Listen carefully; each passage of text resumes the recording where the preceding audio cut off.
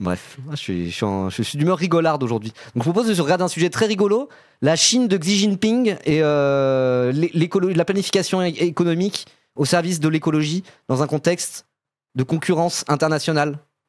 En vrai, c'est un sujet un peu complexe et en même temps ultra passionnant. Donc, ah non, c'est Liberté qui dit, merde, Liberté, merde, je me suis trompé, j'ai mal fait la ref. Liberté. Bon bref, en tout cas, on va regarder ça, je pense que c'est un sujet dont je vous ai déjà un petit peu parlé. Donc là, on va en parler un peu plus. C'est un sujet que en ce moment, ça m'obsède un peu sur les bords. Voilà. En mode politique écologique dans la Chine de Xi Jinping, première puissance mondiale de demain, même pas de demain, dans 2 heures, quoi. Alors, pour moi, ça donne à réfléchir, Ce barrage chinois, vous le connaissez sûrement. Il s'agit du barrage des Trois Gorges, le plus grand et le plus puissant du monde. Mais ce record pourrait bientôt être pulvérisé. Car la Chine a lancé la construction d'un nouvel ouvrage 3 fois plus puissant, le barrage de Motuo. Attends, mais ils sont cons. Fallait appeler ça le barrage des 9 gorges. Ils ont un barrage 3 fois plus puissant que le barrage des 3 gorges, ils l'ont pas appelé le barrage des 9 gorges. Putain, quelle occasion ratée. Bon, j'ai rien dit. Mon soutien au régime de Xi Jinping s'arrête aujourd'hui. Voilà. Je mettrai plus jamais Red Sun in the Sky. Le chantier s'annonce pharaonique, son coût 145 milliards d'euros environ. Attends, 145 milliards. Pour le coup, 145 milliards d'euros, là on commence à être sur des sommes. Dans un budget français, c'est inimaginable.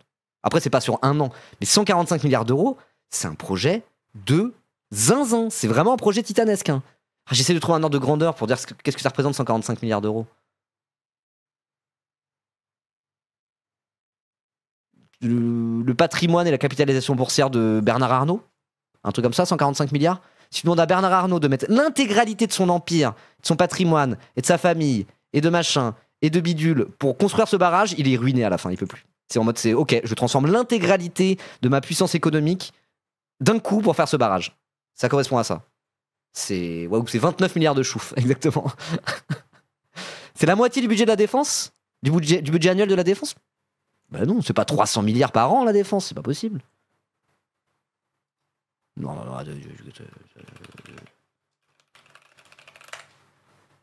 Non, c'est 64 milliards. Non. Après toutes les réformes Macron, ça sera 64 milliards. Et donc là, cette année, budget en France en 2025, budget de la défense en France. 50 milliards d'euros hors pension. Donc sans compter les pensions des militaires. 50 milliards d'euros de budget de la défense. On vise sur ça, là, d'ici 2025, j'ai pas bien suivi. Bon, c'est un ordre de grandeur, 50 milliards. Donc c'est 3 fois le budget de la défense française en un an. Pour un barrage, un seul barrage. Vous vous rendez compte? 3 fois le budget annuel de la défense française. En termes de militaires, la France, on n'est vraiment pas dégueulasse. Hein. On n'est vraiment pas dégueulasse en termes de militaires, la France. Et là, c'est 145 milliards. Sur une durée de combien? Ça va être quelques années, mais c'est pas sur 20 ans non plus, quoi. C'est un seul barrage. Et puis, ils travaillent vite, les Chinois. Ils travaillent très bien. Je vais faire une Marcel Dassault. Non, c'est pas Marcel Dassault, c'est Serge Dassault. Je vais faire une Serge Dassault. Les Chinois, ils travaillent super bien. Ils sont formidables. Ils dorment même dans les usines. Donc je pense que ça, ils le font en 2-3 ans. Hein. Peut-être ils vont le dire, mais 145 milliards, c'est gargantuesque comme projet.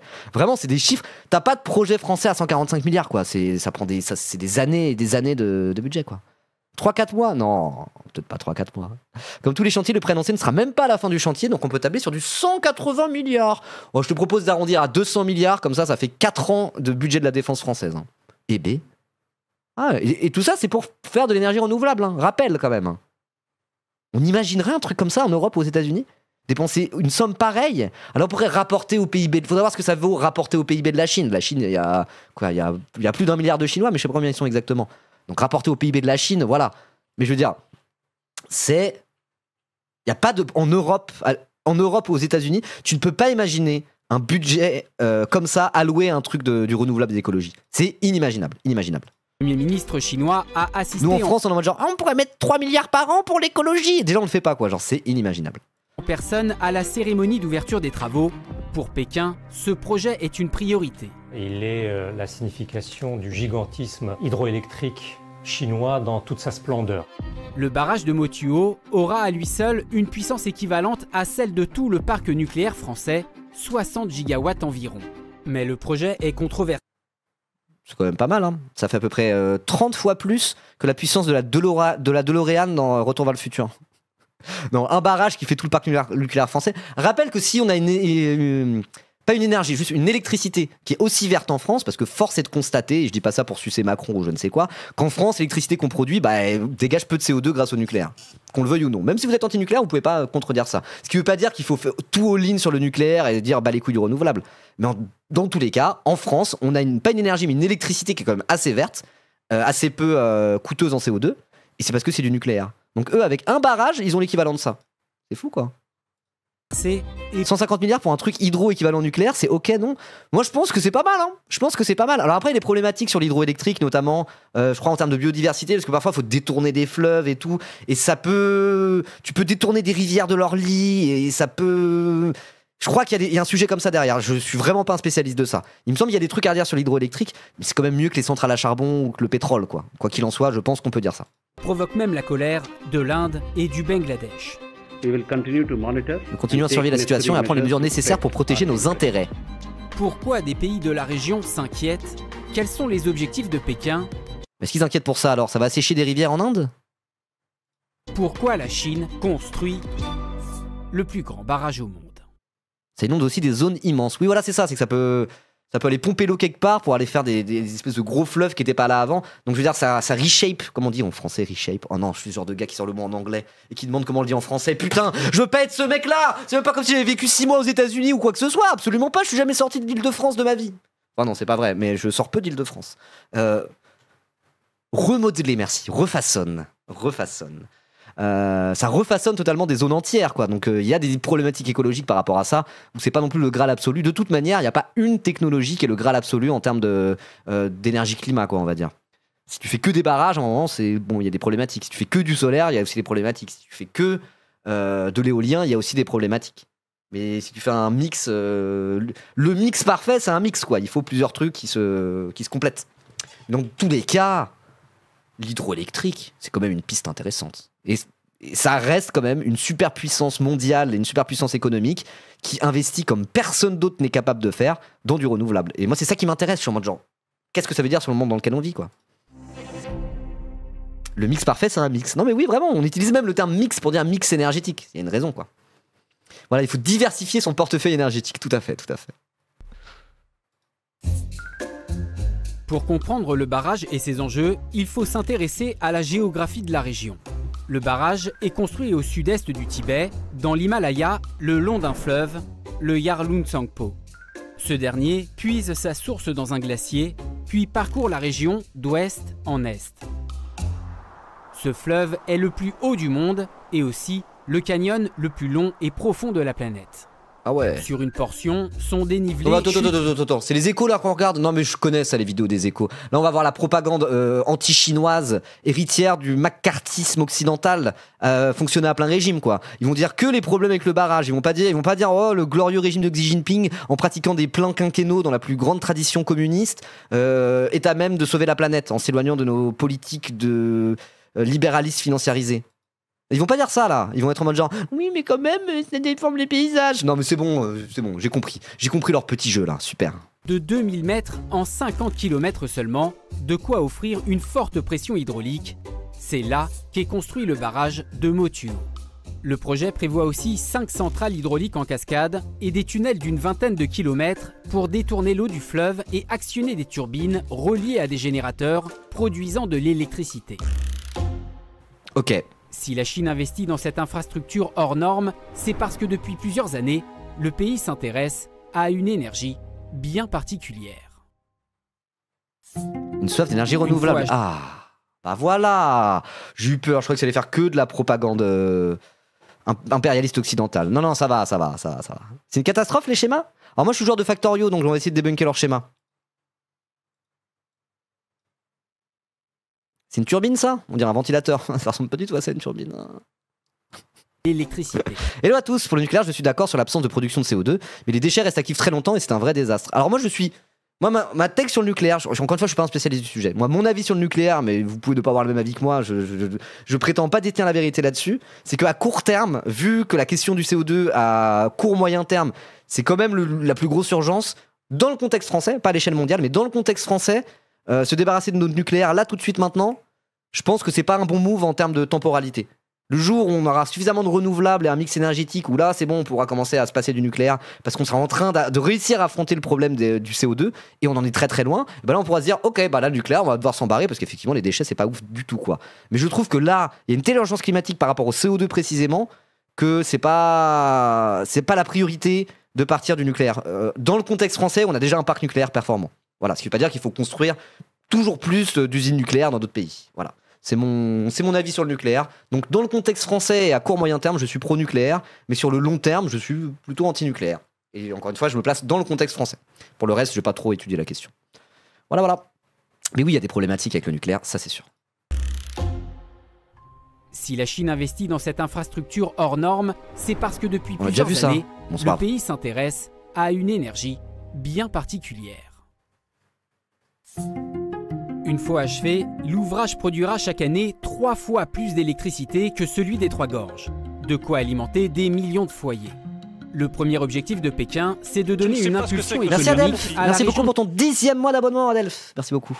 du barrage. L'idée aussi est d'attirer des capitaux, attirer des entreprises, attirer de l'industrie. Et 60 gigawatts de capacité électrique, ça permet de faire beaucoup d'industries dans une région difficile d'accès et encore isolée par rapport au reste du pays.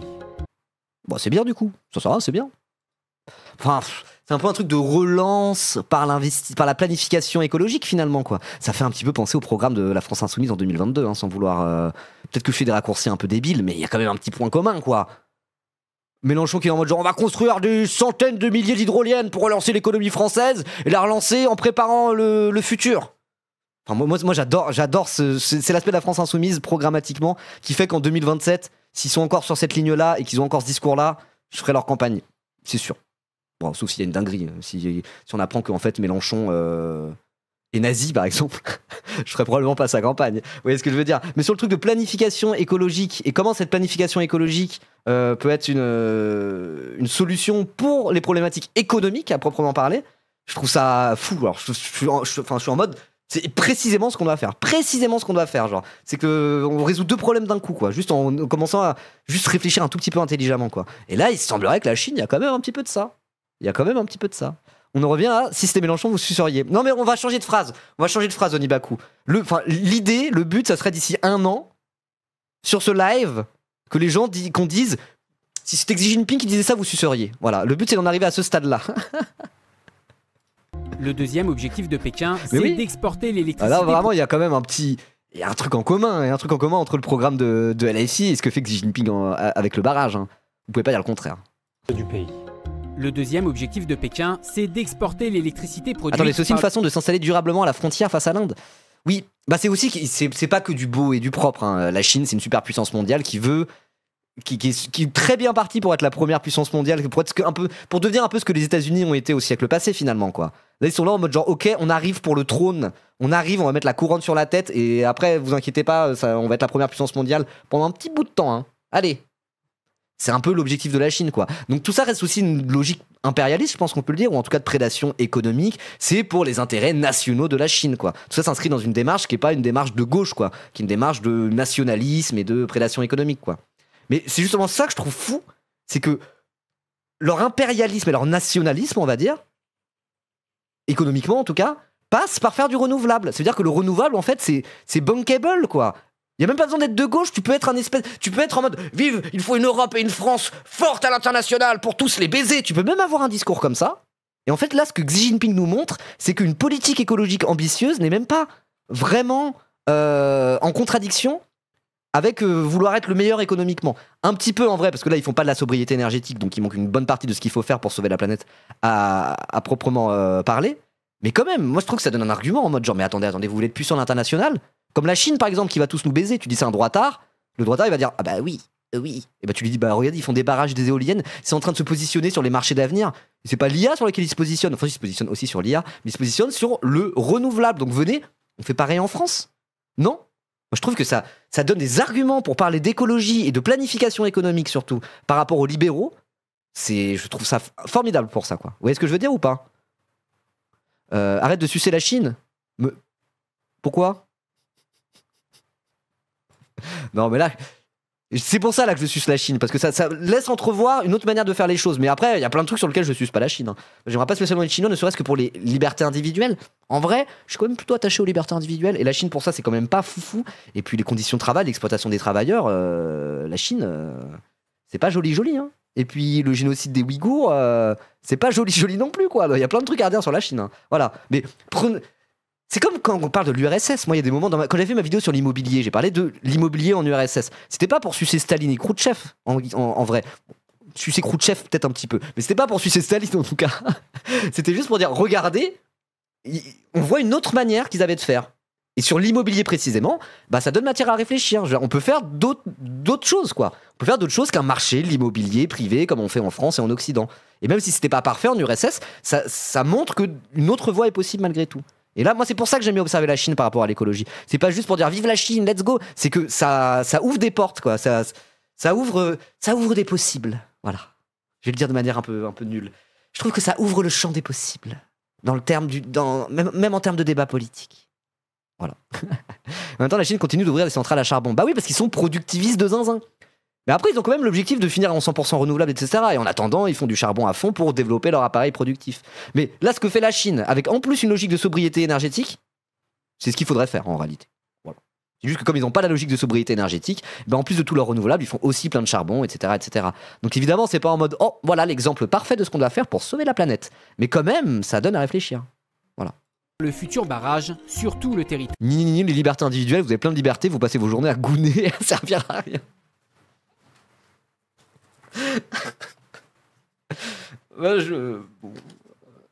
Bon argument. C'est vrai, hein. C'est vrai.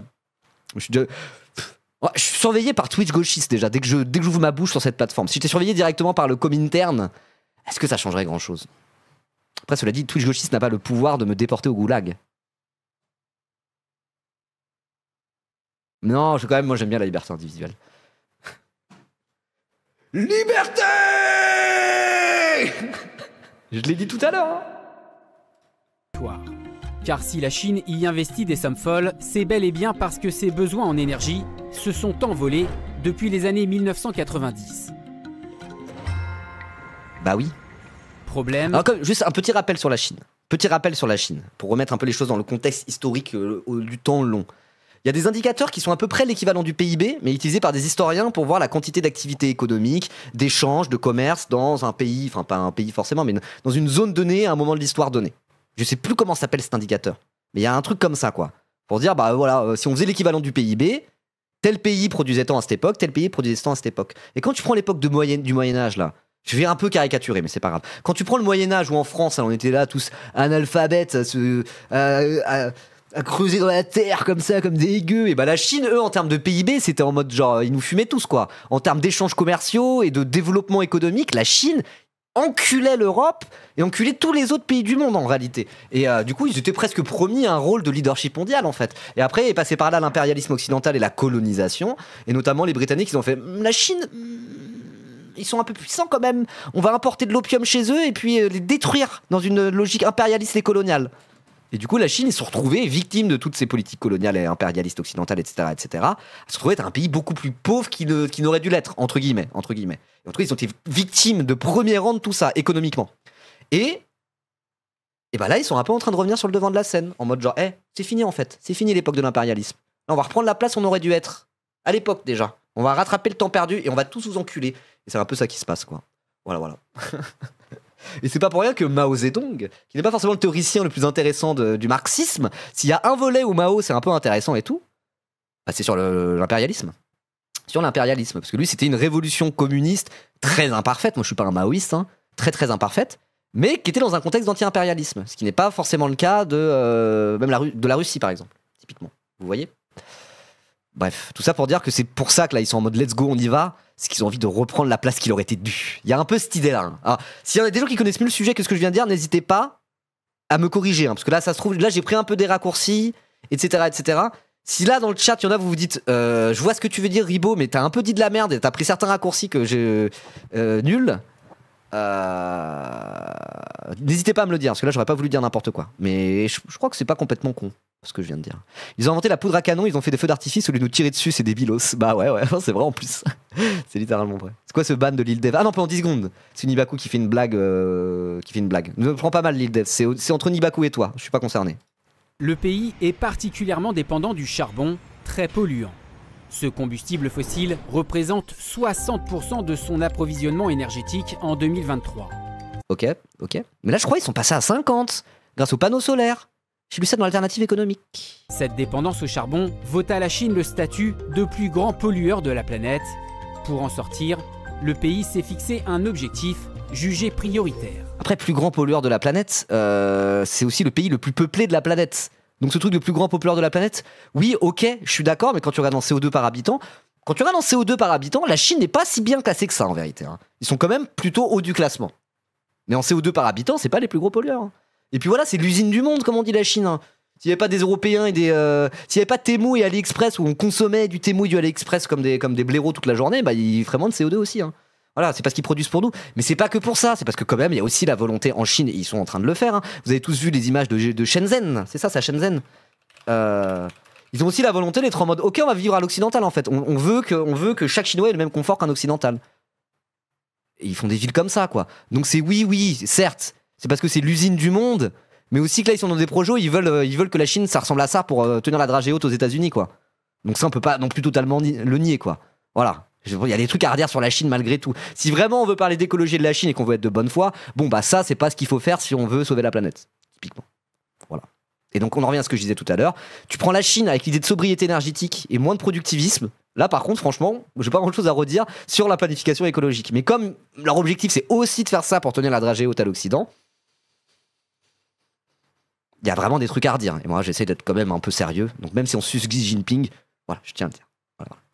CO2 par habitant, c'est comme la France, mais ça va continuer à augmenter avec l'amélioration du niveau de vie. Ouais, voilà, donc ils sont quand même pas parmi les meilleurs élèves en CO2 par habitant. Mais si c'est le truc de plus gros pollueur du monde, c'est aussi parce que c'est le pays le plus peuplé du monde, quoi.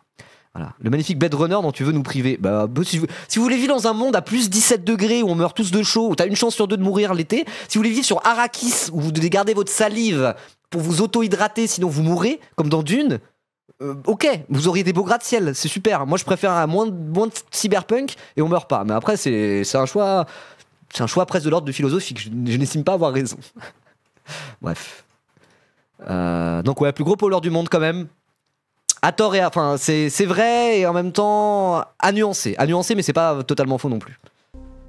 Après, c'est beau, hein, là, les images de Shenzhen en mode cyberpunk. Franchement, c'est beau. Hein. Banger, la clim de nez quand même. La clim de nez. Ah oui.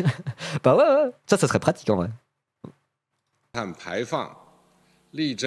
je vous traduis parce que là, je suis en train de lire le chat. Je parle pas chinois. Hélas. Je devrais peut-être préparer l'avenir. Donc voilà. Donc là, tout le monde se tait dans le chat, s'il vous plaît. Le leader suprême et glorieux camarade Xi Jinping parle. Donc je veux pas vous voir faire des blagues là. Vous vous tenez à carreau, s'il vous plaît. Un peu de respect. Nous avons comme objectif de commencer à faire baisser les émissions de CO2 avant 2030. Et d'atteindre la neutralité carbone d'ici à 2060. La neutralité. Bon, si en vrai, ça serait bien. Faire baisser le CO2 avant 2030, s'ils arrivent à le faire, si c'est pas des paroles en l'air, banger, hein. Vas-y Xi, on croit en toi. Alors moi je crois pas en lui surtout, mais là-dessus je vois pas pourquoi il mentirait, entre guillemets. Quel intérêt il aurait à mentir là, pour de vrai? Peut-être qu'il va pas réussir à atteindre les objectifs, mais je vois pas l'intérêt à faire une filouterie là-dessus, quoi. Premièrement. Et deuxièmement, est-ce que vous vous souvenez de ça? Moi, quand j'étais petit, quand j'étais adolescent, je me souviens qu'on parlait de ça à fond. Ouais, voilà, exactement. 2021? Mais non, c'était avant encore. Mais il y avait un truc, moi je dis peut-être de la merde. Il y avait un truc avec ça. Regardez, Pékin, on dit Beijing maintenant plutôt. C'est horrible, avec les particules fines et la pollution, ils vont tous mourir les Chinois. Vous vous rendez compte comme ils polluent tous? C'est con chinois, c'est un peu ça le narratif en France. Et ben on en parle beaucoup moins des particules fines à Pékin, vous savez pourquoi? Parce que Xi Jinping a dit, c'est un problème qui va tuer des Chinois. Nous allons le régler avec la planification économique et notre glorieux plan quinquennal, et ça a assez bien marché en réalité. Voilà. C'est juste qu'à un moment donné, ils ont une vision long terme, les Chinois, la Chine, Xi Jinping en tout cas. C'est une vision de long terme. Ils ont une vision de long terme, et justement, s'il y a une grosse différence, et pourquoi c'est des politiques économiques différentes qui sont appliquées, c'est que la Chine, ils ont une vision de long terme. Là, c'est le secrétaire du parti unique qui gouverne la Chine jusqu'à ce qu'il ait un héritier qui s'inscrira dans sa continuité, quoi. Ils ont une vision de long terme, parce qu'ils se sont dit, ça fait 1000 ans qu'on s'est fait baiser par l'impérialisme occidental, alors qu'on aurait dû être la première puissance mondiale. Vous inquiétez pas. On a pas eu le 20e siècle, mais le 21e siècle, ça sera à nous. Non, le 22e peut-être. Voilà. 20e siècle, on s'est fait baiser. 21e siècle, on revient en force. 22e siècle, c'est le nôtre. Ils sont en train de se dire ça. Et donc, si t'as une vision long-termiste, et bah, t'es en mode, le réchauffement climatique, va falloir faire quelque chose pour de vrai. Pour de vrai. Voilà. Ribot dit dictature mieux que démocratie. Non, mais c'est pas l'aspect dictatorial qui me plaît dans le régime chinois, c'est l'aspect planificateur et long-termiste. C'est vraiment ça. Alors après, est-ce que des régimes autoritaires au parti unique sont plus à même d'avoir une vision long-termiste et de faire de la planification qu'une démocratie libérale à l'occidental, menée par des élections toutes les quelques années et dont les investissements économiques sont dirigés par le dieu marché? Ah bah voilà, Miguel vient de répondre. Vous l'avez entendu? Bah ouais, mais là, après c'est des débats compliqués, hein. C'est des débats complexes que je peux pas régler en un stream. Il est mignon, hein. Attendez, je vous mets en facecam. Non, t'aurais pu lui faire une caresse. Ah. Regardez, on a Xi Jinping Miguel. et Miguel. Franchement, c'est pas un super stream? Il va rentrer. C'est pas un super stream où il a dit Mao. Exactement. Aïe aïe aïe. Bon bref. Mais non, mais c'est vrai, moi, encore une fois, il y a des trucs qui sont vraiment pas souhaitables dans le régime chinois. Et moi, il y a des trucs où j'ai pas envie d'être chinois parce que régime autoritaire, parti unique, liberté individuelle, non. Là-dessus, j'ai pas envie d'être chinois du tout. Mais c'est que genre, on voit les avantages et les inconvénients de chaque régime. Voilà.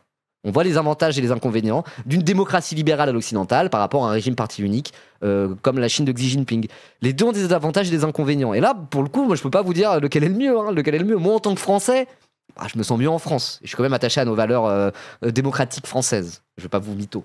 Et c'est pour ça que c'est un peu du RP quand je chante les louanges du camarade Xi Jinping. Mais, en tout cas, il faut réfléchir à ces choses-là. C'est le genre de choses où on peut pas se faire l'économie de cette réflexion-là. Voilà. Est-ce que perdre un peu de liberté individuelle, si c'est pour mieux sauver la planète, est-ce que c'est worth it? Moi, je pense que ça peut l'être. Démo quoi? Et surtout qu'on voit bien que la démocratie américaine, typiquement, bon, si t'es pauvre et noir, par exemple, aux États-Unis, bon, bah, très vite, la démocratie, c'est un peu un crachat à ta gueule, quoi. C'est un mensonge. Donc voilà, objectif de neutralité carbone d'ici 2060 et commencer à baisser le CO2 d'ici 2030. Moi, dans tous les cas, quoi qu'il en soit, même s'ils vont pas le faire tel quel, moi j'ai quand même plus confiance en Xi Jinping pour atteindre les objectifs de bas carbone plutôt qu'en l'Europe et les États-Unis. Les États-Unis, ils ont Trump, ils ont dit les accords de Paris, tout ça, mais on s'en bat les couilles de ça. Let's go, on adore le pétrole. Donc bon, rien que ça, quoi, je sais pas. La neutralité carbone d'ici à 2060, c'est le Alors que grand pauvre et objectif. noir en France, c'est un banger. Non, c'est pas un banger non plus. Mais je prends les exemples extrêmes, voilà. Puis en plus, il y a une guerre commerciale entre Trump et Xi Jinping. Et Xi Jinping, il veut prendre la Chine veut prendre la place des États-Unis plus que la place de l'Union européenne, dans tous les cas. L'Union européenne, c'est encore pire. On a 3 sous-couches de démocratie entre guillemets, quoi, de démocratie participative, représentative plutôt, je devrais dire. Parce qu'on a déjà à l'échelle nationale et en plus, on élit nos députés européens pour le Parlement européen, mais en fait, il y a le Parlement européen et le Conseil de l'Europe et la Commission européenne qui font que c'est dur de s'entendre et nanani nanana. Donc si on veut planifier un petit peu, si on veut planifier économiquement ce qui se passe dans l'Union européenne, c'est vraiment une galère sans nom, c'est pas possible. Les États-Unis, c'est de la merde aussi parce que c'est le marché qui gouverne, mais au moins, voilà, t'as un seul président pour 330 millions d'habitants. La Chine, t'as Xi Jinping qui décide pour 1,5 milliard de personnes.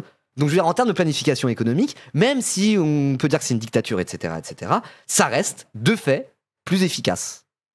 Est-ce que c'est souhaitable d'avoir un truc analogue en Europe? J'en suis vraiment pas convaincu, parce que de toute façon, c'est pas la même tradition, c'est pas la même histoire, etc., Mais je veux dire, si on est un petit peu honnête, force est de constater d'avoir un Xi Jinping qui décide pour 1,5 milliard de Chinois, bah c'est plus efficace qu'avoir l'Union européenne si tu veux faire des immenses barrages hydroélectriques et des éoliennes et mettre la planification économique au service de l'écologie. C'est plus efficace, qu'on le veuille ou non. Voilà, c'est comme ça, c'est un fait. Mais après, voilà, ça c'est le début d'une réflexion qui ne veut pas dire il faut juste faire exactement comme la Chine. Mais il faut réfléchir à ces choses-là, c'est intéressant. Voilà. Merci Keep in Motion pour ton 6e mois. Merci beaucoup. De Pékin. Des investissements massifs ont donc été réalisés dans les énergies dites renouvelables. Des éoliennes sont installées C'est intéressant en tout cas ce React, non? C'est bien, moi je suis content.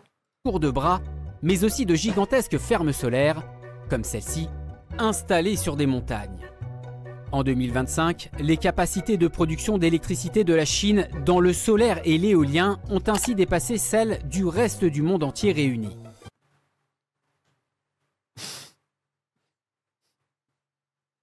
suis désolé. Moi, je vois ça, je suis en mode, attends. Moi, ça m'obsède un peu ce truc-là. Vraiment, c'est la stat que j'ai lue. Moi, c'était pas dans les Échos, c'était dans Alternative économique cet été. Vous demandez à Onibaku, je lui ai direct envoyé, j'ai envoyé une photo du magazine. Je suis en mode, mais t'as entendu parler de ça? C'est de la folie, c'est trop bien. Qu'est-ce que c'est que ça? Moi, je suis désolé, quand je vois cette info, comment ne pas voir cette info en se disant, attends. Comment ne pas être obsédé par cette information? Qu'est-ce que ça veut dire sur le monde dans lequel on vit? Même si c'est pas pour sucer la Chine, c'est dire à quel point notre système économique occidental pue la merde. Ils ont fait plus que tout le reste du monde réuni. Juste parce qu'ils ont voulu, juste parce qu'ils ont dit, vas-y, on le fait. Enfin, genre, c'est... Moi, ça me redonne un peu espoir en l'avenir, je vous mens pas. Je dis même pas ça pour... je le dis, je suis premier degré quand je dis ça. Ça me redonne un peu espoir en l'avenir, parce que même si je n'approuve pas le régime autoritaire de Xi Jinping, certes, je suis en mode, un autre monde est possible, quoi. Genre, juste, c'est en mode... C'est tellement différent que l'ambiance qu'il y a de dooming à la française, à l'occidentale. Nous, on est en mode, on ne pourra jamais sauver la planète parce que le capitalisme nous empêche de le faire. Eux, c'est pas du communisme, c'est une forme de capitalisme d'État. Du capitalisme dirigé. Le capitalisme d'État, je pense, ça correspond assez bien à la Chine. Mais quand tu vois ça, t'es en mode genre, attends. Alors peut-être. Moi, je me dis, alors peut-être quand je vois ça. Je me dis, on sauvera jamais la planète, à moins que... Ça me fait dédoumer premier degré. Hein. Et pour aller toujours plus vite... 1,4 milliard, tu m'étonnes qu'ils peuvent pas faire changer les choses. Ah, qu'ils peuvent faire changer les choses. Bah oui, mais c'est pas que ça. Enfin, on prend le truc autrement. Bah tant mieux alors. Tant mieux que le pays le plus peuplé du monde et que le pays le plus pollueur du monde soit aussi ceux qui a le plus d'ambition écologiquement. À ce moment-là, on peut mettre le truc comme ça. Dans ce cas-là. Mais je veux dire, toute proportion gardée, tu prends les États-Unis et l'Union Européenne, on n'est pas 1,4 milliard, mais on est quoi? On est pas loin d'1 milliard. On fait pas un dixième de ça, quoi. Voilà. Pékin mise également sur les barrages Tu hydrauliques. comprends que pour faire ça, il faut faire des guerres comme celle du Congo? Oui, pour les métaux rares et tout, mais à ce moment-là, si on veut faire des énergies renouvelables, ce dont on ne pourra pas se passer, on ne pourra pas se passer d'énergie renouvelable. Il faut des métaux rares. Donc dans ce cas-là, ça veut dire on fait pas d'énergie renouvelable. Et si c'est ça, qu'est-ce qui reste à part devenir anarcho-primitiviste ou je sais pas quoi, c'est comme ça que ça s'appelle? Ou à attendre que le monde devienne Mad Max, quoi. Vous voyez ce que je veux dire? L'ambition n'est pas écologique, tu te trompes, elle est économique. Non mais je sais bien que eux, je l'ai dit au début du live, je l'ai dit, eux c'est pour des raisons d'impérialisme économique qu'ils font ça, à la base. C'est pas juste pour sauver la planète. Mais en étant pragmatique, inscrit dans le capitalisme, dans une forme de guerre économique avec le reste du monde, et bah ils décident d'investir dans l'écologie. Parce que sur le long terme, on pourra pas faire autrement. Donc c'est en mode genre, bah ça veut dire que... Enfin c'est tellement différent de ce qui se passe en Europe et aux États-Unis. Aux États-Unis et en Europe, c'est non, l'écologie, on va devoir mettre ça de côté parce qu'on a une vision trop court-termiste et dans tous les cas, si on veut essayer d'être compétitif à l'international, on devra le faire sans l'écologie. Eux qui sont, c'est pour les mêmes raisons, mais ont une vision long-termiste, ils se disent, bah c'est grâce à l'écologie qu'on va baiser les autres. Donc quand même, moi, ça m'emmène dans un espace mental auquel je suis pas habitué. Et ça me fait plaisir, voilà. Et encore une fois, je dis pas ça juste pour idéaliser ce qui se passe là en Chine avec les barrages. Mais vous voyez un peu la réflexion dans laquelle ça m'emmène. Moi, c'est ça où je trouve ça hallucinant. Mais c'est pas pour dire que c'est parfait et qu'on doit faire exactement comme eux, etc., etc. Il y a encore plein de trucs à dire. Et je redis ce que j'ai dit au début du live là, au début du React, s'il y en a qui viennent d'arriver. Dans tous les cas, ils sont productivistes et n'ont aucun principe de sobriété énergétique. Donc à partir de là, de toute manière, il manque la moitié de ce qu'il faut faire, au moins. Évidemment. Mais toujours est-il que nous on fait 1% de ce qu'on doit faire pour les mauvaises raisons. Eux, ils font 30% de ce qu'on doit faire pour les mêmes mauvaises raisons.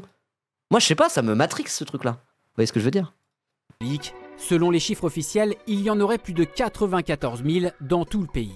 Pour vous donner un ordre d'idée, leur capacité hydroélectrique installée représente en gros 2,5 fois, voire 3 fois celle de très grandes puissances hydroélectriques comme le Brésil ou les États-Unis.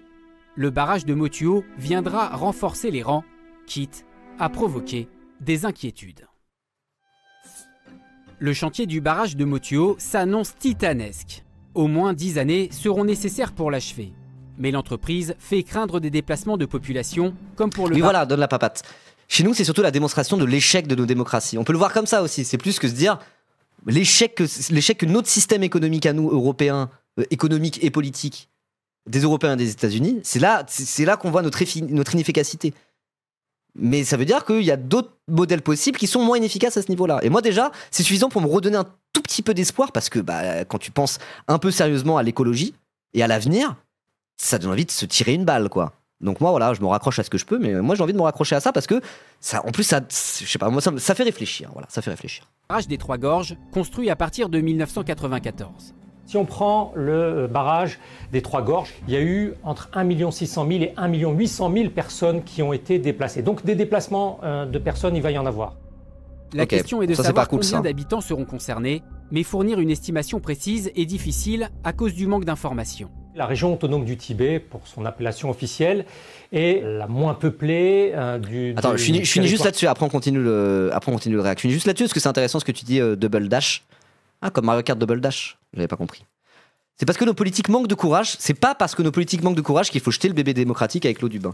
Moi je suis bien d'accord avec ça, moi je suis pas en mode il faut faire une espèce de parti unique et de régime autoritaire au service de l'écologie en Europe. Je sais pas ce que je défends personnellement. C'est pas ce que je défends, mais c'est plus que, voilà, réfléchissons aussi à ces sujets-là, à l'intrication entre démocratie, planification économique, vision court ou long-termiste, écologie. Pour moi, il faut réfléchir à ces intrications, quoi. Voilà. Et en plus, comme tu dis, nos démocraties n'en sont pas vraiment, tout ça, c'est un peu de la douille. Donc quand je disais démocratie libérale, justement, peut-être que la vraie démocratie, c'est pas ce que nous vendent nos démocraties libérales, démocratie entre guillemets, et que la vraie démocratie pourrait s'articuler avec un modèle de planification qui ressemble à celui de la Chine. Allez, je vous laisse gamberger là-dessus. Et la moins peuplée du territoire chinois, c'est une densité très inférieure au reste du pays, donc forcément il y aura moins de déplacements. On parle de 25, 30 000 personnes qui seraient déplacées dans un premier temps. Le problème étant qu'il est difficile d'enquêter sur le terrain, de pouvoir rencontrer des experts et des représentants de la société civile chinoise. Des voix se préoccupent également de la destruction de sites culturels, archéologiques ou religieux, notamment des sanctuaires et des monastères bouddhistes. Ce qui pourrait accroître les tensions avec les populations locales. Car le barrage de Motuo est situé au Tibet, annexé par la Chine dans les années 1950.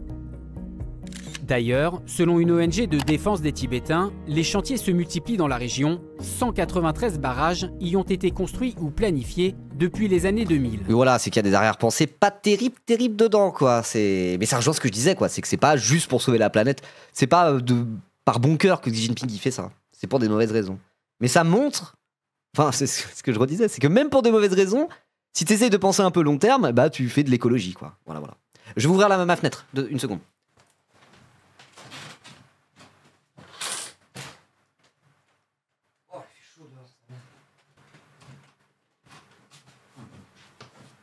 En tout cas, je trouve que ce stream est intéressant. Voilà, ça débat un peu sur le live et tout, et c'est des débats un peu de fond et tout. Moi, j'aime bien. Je passe un bon moment déjà. Premièrement, je trouve que on rigole bien. Ouvre pas. Non, mais c'est parce que j'ai fumé. Et puis pour le coup, je sais pas. Je trouve ça intéressant. Voilà, parfois je suis un peu en mode bon, ça se répète un peu mes lives. J'insulte Bardella et je fais mon show. J'aime bien, quoi. Mais là, je suis content. Une enquête de la BBC révélait qu'en février 2024... Il manque juste Bam Wepan qui s'est barré pour faire je sais pas quoi alors qu'il était là au début, quoi. Plusieurs centaines de personnes ont manifesté dans le nord-est du Tibet contre un projet de barrage susceptible de provoquer le déplacement de plusieurs milliers de Tibétains.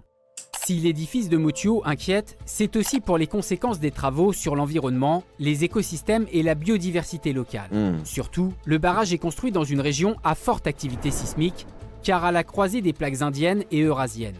Cette région de l'Himalaya, qui est immense bien entendu, d'après l'organisme américain de surveillance géologique, 15% des grands séismes... Vous faites confiance aux Américains pour parler de la Chine. Pas moi.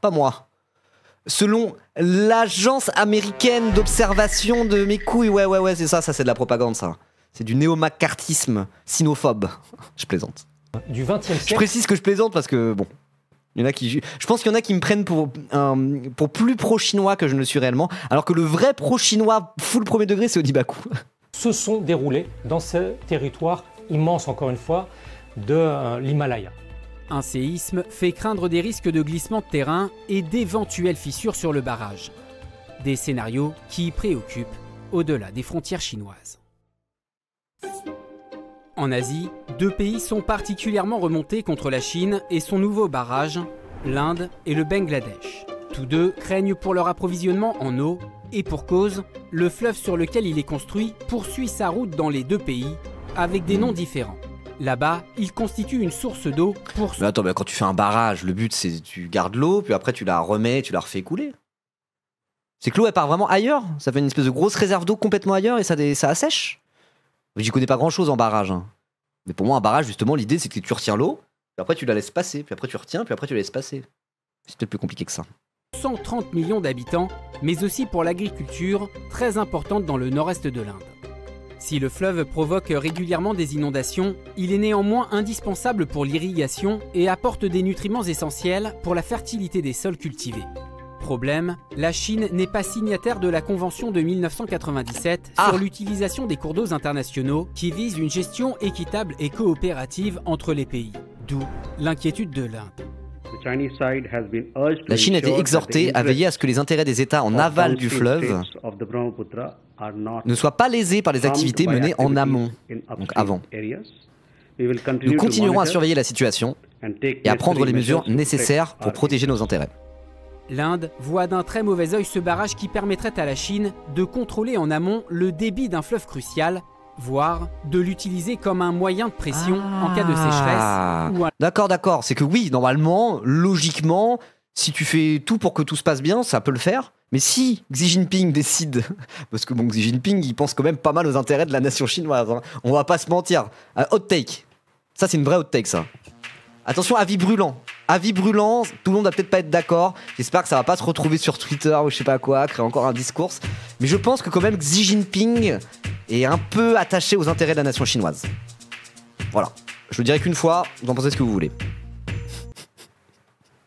Et oui, donc, s'il veut se servir de ce barrage-là pour assécher l'Inde et le Bangladesh dans une logique de guerre économique ou je ne sais quoi, bah il pourrait le faire. Et c'est plus ça le risque limite, quoi. Ok. C'est que ça donne une arme, un moyen de pression potentiel de Xi Jinping énervé, quoi. Ok. Avec des inondations. Oui, voilà, tu peux couper l'eau à 130 millions de personnes si tu veux. Ouais, ok, d'accord. En mode littéralement crocodile à Alabasta dans One Piece, quoi. Ok, je vois le genre. En cas de relâche excessif d'eau. D'autant que les deux pays se sont déjà affrontés dans l'Himalaya en 2017. C'est une crainte vraiment qu'ont les Indiens, c'est que si les Chinois n'utilisent pas les armes des équipements militaires, ils aient recours à une forme de levier hydraulique pour faire plier les Indiens dans des négociations stratégiques, dans des négociations diplomatiques, sachant que c'est ce que j'ai dit. Cette arme... C'est ce que je viens de dire. Pourquoi je suis pas éditorialiste chez les Échos, moi? Je suis sûr que ça paye mieux que streamer. D'ailleurs, n'hésitez pas à se battre la chaîne.